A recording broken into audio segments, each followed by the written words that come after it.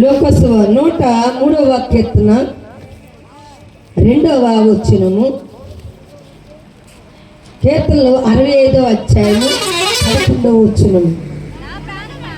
నా ప్రాణమా యెహోవాను సన్నిధించుము, ఆయన చేసిన ఉపకారములలో దేనిని మరవకము. ఆయన నీ దోషములన్నిటినీ క్షమించేవాడు, నీ సంకటములన్నిటినీ కుదుర్చేవాడు. నా ప్రాణమా యెహోవాను సన్నిధించుము, నా అంతరంగంలో సమస్తమా ఆయన పరిశుద్ధ నామమును సన్నిధించుము. ఆయన చేసిన ఉపకారములను దేనిని మరవకము.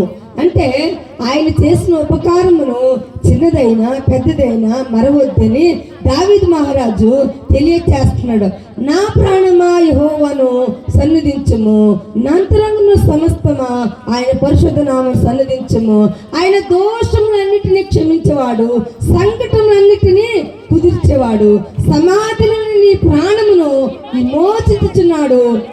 కరుణా కటాక్షము నీకు కిరీటముగా ఉంచుచున్నాడు. చూడండి, పక్షిరాజు యవనం వలె నీ యవనము కొత్తదగునట్లు మేలుతో నీ హృదయమును తృప్తిపరుచుచున్నాడు.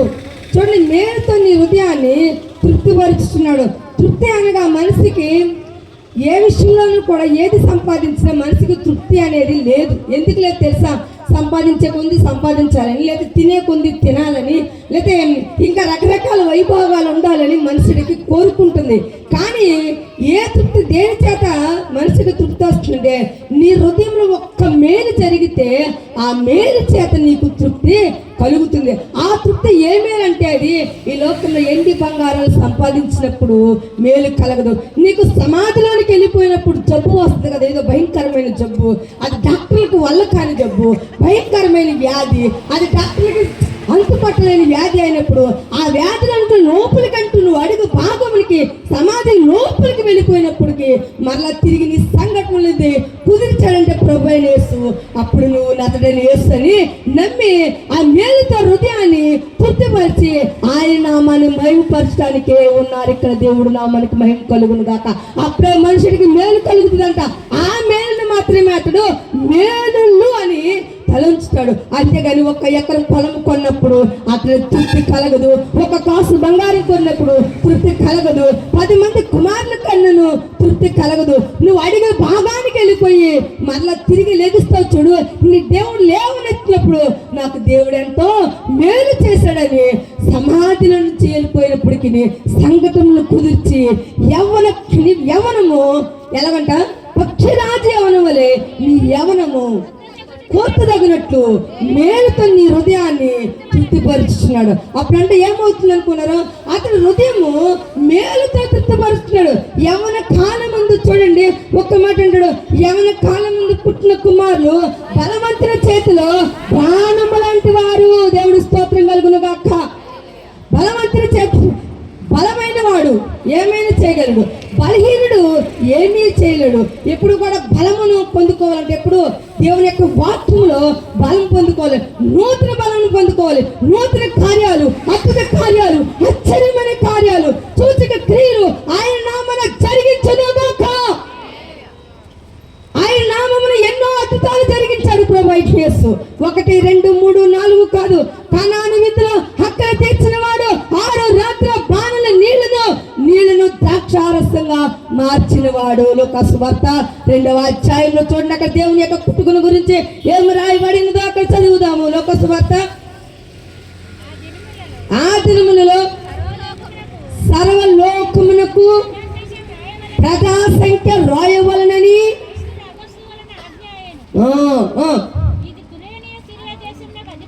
ఇది కురేనీయుడైన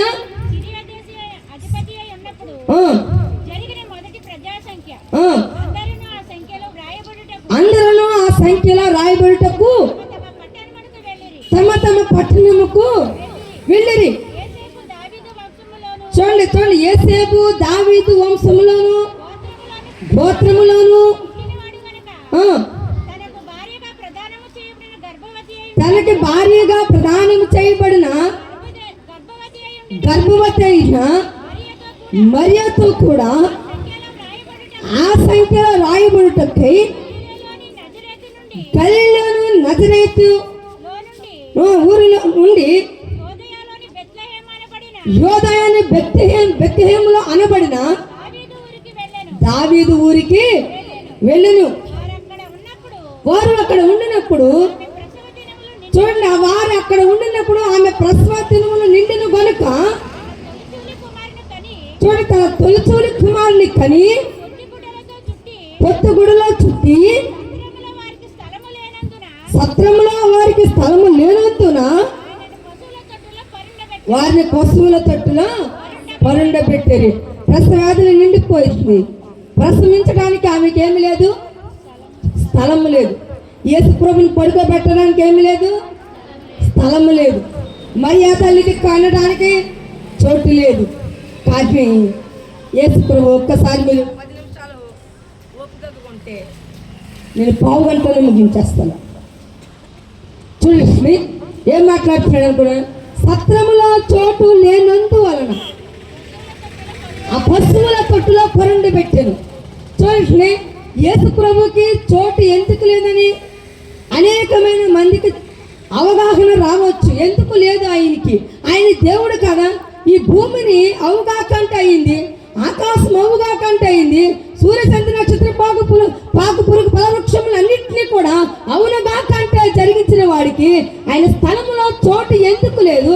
ఆయన పడుకుంటానికి ఒక సత్రంలో చోటు ఎందుకు లేదు?